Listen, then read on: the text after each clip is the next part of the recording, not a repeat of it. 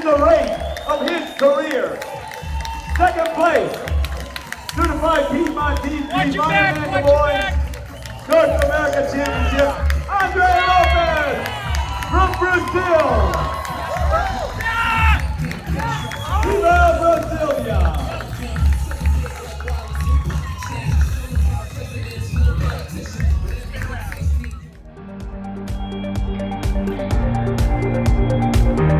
Have a safe and strong race.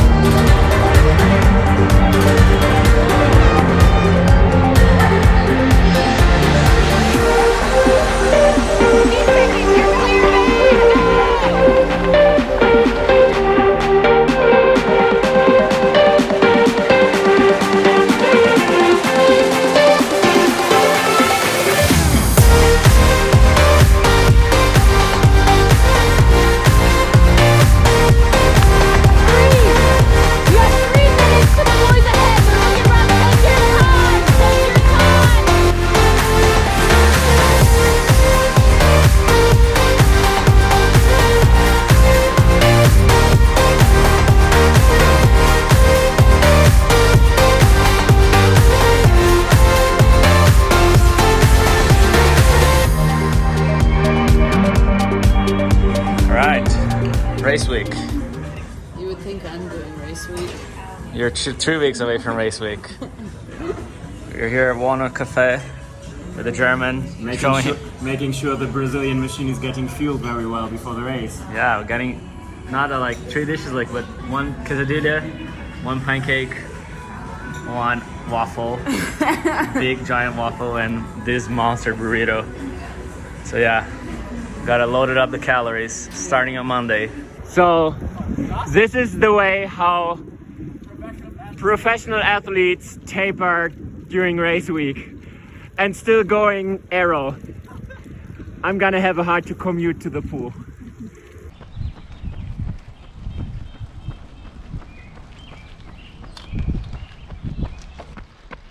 Race week, Wednesday, before flying out, getting a pre-race effort for the run in 4 by 2 minutes. Nothing crazy, just getting the legs going. Staying activated is key, and just logging easy running in between. So yeah, beautiful day in Boulder. It's finally summer. Yeah, time to peak and race hard on Sunday.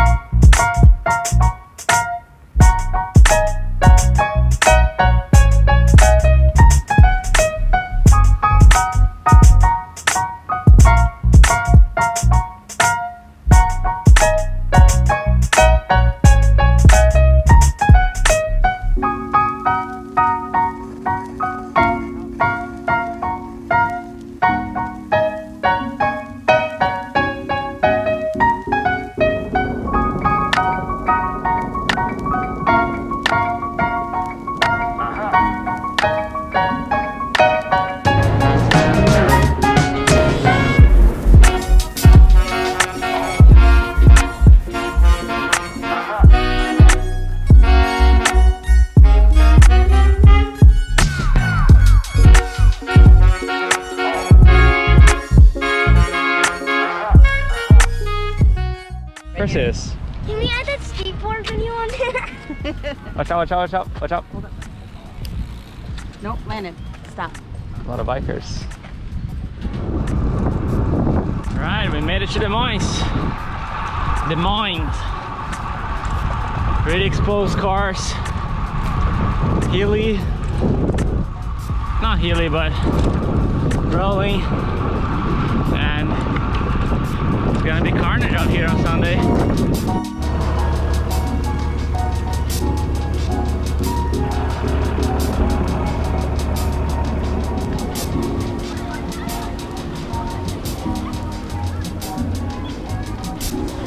Getting ready for a swim now.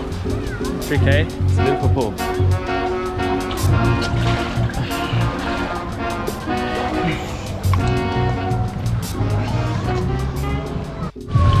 Swim done. Lots of time.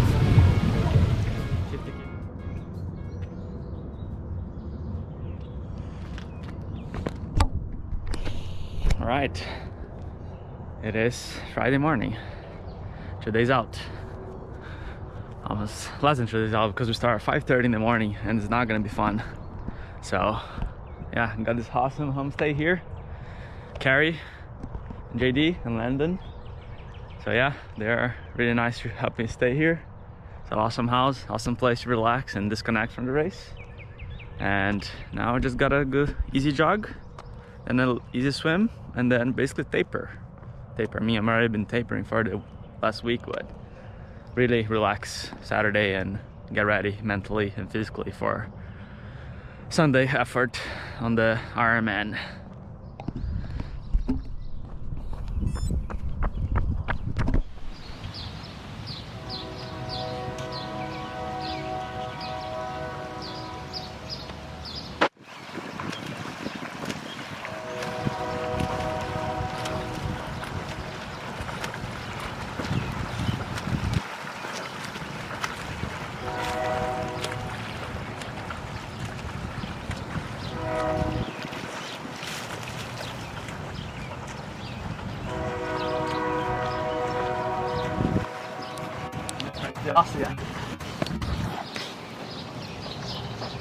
What's up? We're back in the water.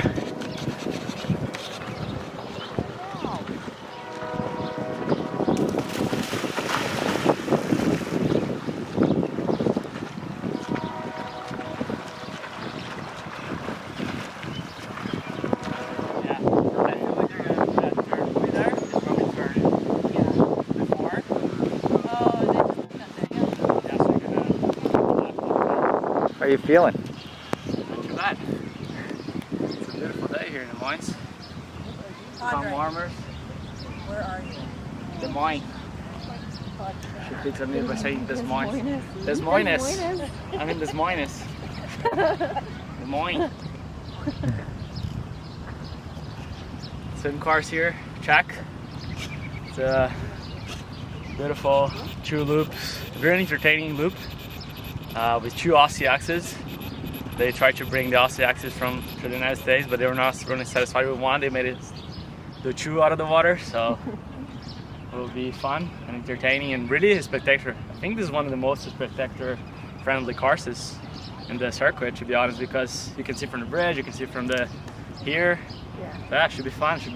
Swimming is gonna be the most fun part of the race, apparently. Despite the fact they start at 5:30 a.m. so. That's gonna be a little early. What's your goal for the swim part? Come out of the front. Yeah, I'm swimming really well, so hopefully I will keep it that way on this race and keep on the feet of Jasper and P.O. So that's the main goal of the swim, come out of the front or as close as I catch the front.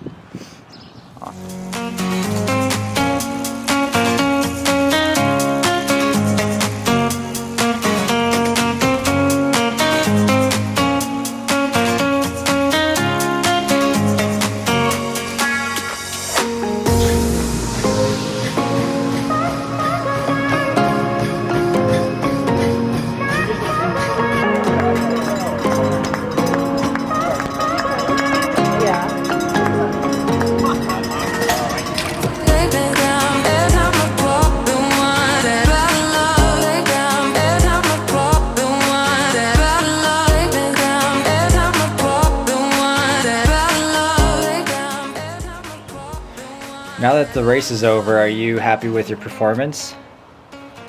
Yeah, I mean, I am completely stoked about it. I don't think it could have gone much better. Yeah, I'm just excited to have accomplished my goals in this race. And I said like Podium was a goal, Kona's Lotto was a goal, and Sub 8 was another goal. So yeah, pretty stoked about it. What was the hardest part about the race? It was pretty warm and humid in Des Moines. What was the biggest struggle for you, or if you had any struggles in the race? First part was like actually learning how to say Des Moines. Kenny got me on the first Ironman video. It was the Des Moines. No, yeah, I learned how to say Des Moines, so that was like the first important lesson about the city. But yeah, I feel like the most difficult part about the race was just like just being able to adapt on the go and like take risks and to be in a good position to perform well. So it was not a race that I had planned for, but it was a race that I had to take some risks to put myself in a good position, but they were like kind of calculated risks because I knew of my fitness, I knew of my potential, I knew I could have backed myself on the run. So the bike was a little bit spicy in the beginning with Matt Hansen, but yeah, it was just like a damage control kind of day because we had a big gap coming out of like the water for the main pack, and then Matt Hansen kind of like bridged to me on the swim, like on the beginning of the bike, and I was like kind of like no man's land, and he was like, Andrea, let's go to work. I say, let's go to work, because Tim and Jesper were a little bit ahead of the swim. And so yeah, we just worked really hard. Matt did most of the work, but I tried my best to really keep him honest and keep the pace on to bridge the gap to the top swimmers, Jesper and Theo. And we did that. So once we got to the front of the race, it was like, okay, we're here. Let's settle down a little bit. But that didn't last long because we were putting so much time into the other guys that Theo and Jesper, excited to really push the pace and make sure there was like a really big gap because we were 4 of us to have a really big gap on the rest of the field. So we were like, the podium was going to be between us, and it was but they tried to attack. I think it was like around like mile 70, and like because they're not happy to have me there and they wanted to keep the pace like super hard, so they tried to attack, and I managed to stay with them for the first time, the second time too, but then the third time I think it was like 85 miles, 90 miles into the bike, and I was like, you know what, like I think this is a little bit over my limit, and I was wasting a little bit too many matches, so I just realized, okay, I can do this on my own. I'll just ride steady to the end, and like that's what I did. But I ended up losing like 3.5 minutes on the last 25 miles, which is show how those guys were riding super hard. But yeah, I mean, it was a super. The bike was a kind of this decisive moment of the race for me, because that's how I put the gap on the other good runners, and I knew I could back myself on the run against Theo and Jesper and maybe Matt Hansen. You know, I didn't know how his bike legs were be after riding so hard on that race. Going back to the swim, so you were in no man's land. Was there a point in the race where you thought you were going at your limit in the swim, or did you back off, or what happened, why you couldn't get on the front lead? Yeah, it was. I'm a little bit not completely satisfied about my swim start. It was a pretty small field of guys for a North American Championship, but a quality field. So whenever you have that caliber of swimmers like Theo and Jesper, they did not want company on that Ironman swim, so they took really hard. And I mean, if you guys, I'll try to put a video here, but like Theo started on the right, Jesper on the left. I started right next to Jesper, and then like I kind of like, they started basically like 200 all out, and I just did not I think I was like 2-3 seconds lower than them, and I lost their feet. But yeah, so I had like I feel like I was trying to swim as hard as I could to bridge up the gap, but I just couldn't, and I just settled into my pace, and I ended up realizing there were some guys on my feet, and I did not like that, and so I decided to make a surge in the middle of the swim randomly around the Aussie exit, and I made sure that I dropped actually Matt Hansen, Luciano, Elliot, all those other guys, they were like on my feet. But yeah, the swim was in control actually. I feel like my swim has come to a level that is really strong, but I just need to have more experience to make sure I'm at the front pack, because I know I have the pace to be up there, but it's all about a race scenario. But I was happy to have a gap on the other guys that broke away the field a little bit, so I could be in a good position for the bike. But I was actually no man's land, but Matt Hansen really, he kind of saved my race, and I was like, because it's actually so good to have an ally whenever you're on the bike by yourself, but like so long of the time, so it was a good thing for me to happen. So, once you dropped off your bike and got onto the running part, I believe you were a minute and 40 seconds off the front pack. Was there ever a thought that you weren't going to catch those guys, or in your mind, did you know that you were going to be able to catch Tim O'Donnell and possibly the first guy?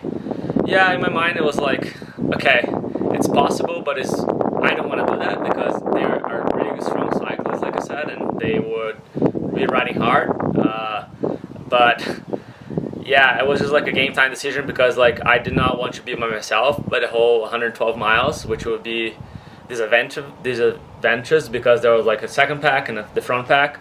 But Matt Hansen was like, he was willing to go really deep on the bike, and I just tried to hang on and help him as much as I could to get to the front of the race. And I'm glad we did because we worked really well together and we were able to bridge that gap. But to be honest, like I was averaging way above my Ironman pace. It was actually like around or over the Ironman 70.3 in Chattanooga like 3 weeks ago. But I knew I could do that and still run off. But I knew I had to back off the pace a little bit. But yeah, I was just like happy. I was just happy to bridge up the gap. And once we bridged up the gap, the pace settled down a little bit. And then, but yeah, it was a really dynamic race for me. So when you made the pass, in one of the segments, there was a downhill when you passed Tim O'Donnell. It seems like you guys were exchanging some words. Is there anything that you said to him or that he said to you? Yeah, I mean, I'm not shy to say that Tim is like one of my biggest idols in the sport. Like I started the sport and by doing a staff. I was a staff in Ironman Brazil, and that was like that was my first contact with triathlon, and something that I really got like a really strong memory in my race. He won that race, and like to be racing alongside him like is a huge inspiration for me. And like the guy has been multiple times top 10, top 5 in Kona. He was this runner-up in 2019. So I know he had some issues. He's part of my team, the waterfall racing team, and I just wanted to. I knew I was running well. I knew I was gonna pass him, and he wouldn't have a chance to hang out with me on that day, because yeah, just how the race plays out and how he played out the race. But I was just encouraging him, hey man, like keep pushing because this Kona's lot is yours, and you got a good gap. You just gotta hang on strong, and that's what I said. And it was like more like a friendly push for him to keep fighting because it was gonna get deep. I think we were like 19 miles into the race at that point, and still like 7 miles to go. So I knew he was gonna have to pull up a string, his lead of a card of his sleeves, and he did. And yeah, he finished third. So I'm really happy for him too. So now that you have your Kona slot and you got second, how are you feeling and how are you going to prepare for Kona, especially with the windy conditions and typically pretty hot?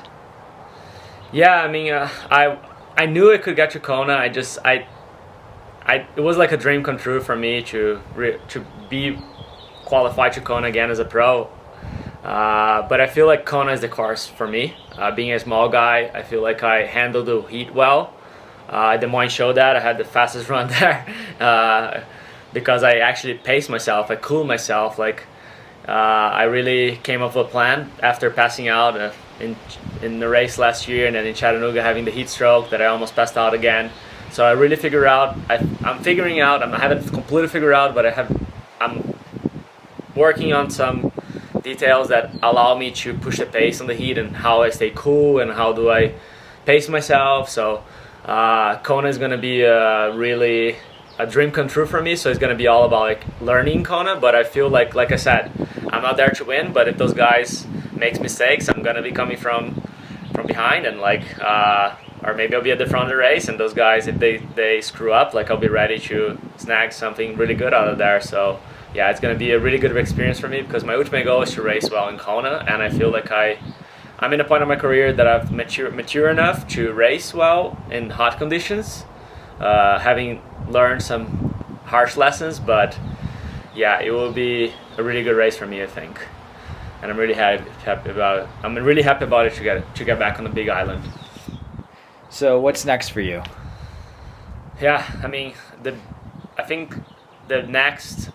I break up my season as like the first half of the season, and this was Des Moines was the end goal of the first half of the season, so I peaked to this race and Chattanooga, and now I'm gonna take a little bit of mid-season break to let the body absorb the Ironman, all the work that I've done in the past. Since January has been a really intense build-up, really probably one of the best build-up I've done over the couple of years since I turned pro.